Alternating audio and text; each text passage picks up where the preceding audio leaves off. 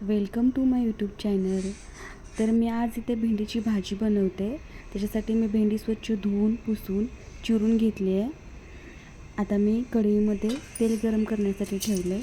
तेल एकदम चांगलं तापलं तरच मोहरी घालायची. कच्चं जरा तापलेलं तेल असेल, मोहरी घातली तर ती पटकन भाजत नाही. मोहरी तडतडून दिली की त्याच्यामध्ये मी आता घालणार आहे जिरे. मोहरी जिरे घातले का त्याच्यामध्ये आपण भेंडी घालणार आहोत. आणि भेंडीच्या भाजीमध्ये बाकी मसाला वगैरे काही घालत नाही. फक्त मोहरी, जिरे, भेंडी, चवीनुसार मीठ घालायचं. आणि भेंडीच्या भाजीला वाफ द्यायला मी वरून झाकण वगैरे ठेवत नाही, कारण चिकट होण्याची शक्यता असते. त्यामुळे एकसारखी छान तेलावर परतून घ्यायची. थोडी मिनिट परतून झाली का त्याच्यामध्ये चवीनुसार मीठ घालायचं. 2 ते 3 मिनिटे अगदी परतत राहिली का ते व्यवस्थित पूर्णपणे भाजून घ्यायचे. आता माझी भेंडीची भाजी इकडे झाली, तर माझी चालली चपातीची तयारी.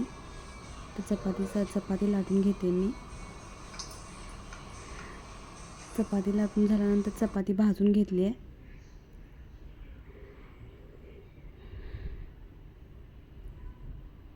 चपातीला तेल तूप काहीही लावू शकता. इकडे माझ्या चपात्या पण झालेल्या आहेत. तर आता मी भात आज केलेला नाही आहे मी आज, कारण काल रात्रीचा भात शिल्लक होता आणि मी वेस्टेज काही जाऊन देत नाही. त्याच चपातीच्या तव्यावरती मी तूप घातलं. तुपामध्ये भरपूर जिरे घातले आहेत. जिरे जरासे तडतडले की त्याच्यामध्ये कढीपत्ता घालणार आहे. बघताय कढीपत्ता पण छान तडतडला. आणि त्याच्यामध्ये काल रात्री शिल्लक राहिलेला भात मी घालते. ते छान एकसारखा परतून घ्यायचं. त्याच्यामध्ये पण मी वाफ द्यायला झाकण वगैरे ठेवत नाही, असं तव्यावरतीच परतते. आणि चपाती किंवा तवा राहतो ना, त्याच्यावर तुम्ही काहीही भाजी करत नाही. रात्रीचा भात करला त्याच्यावर खायला खूप छान लागते. चवसुद्धा अप्रतिम लागते.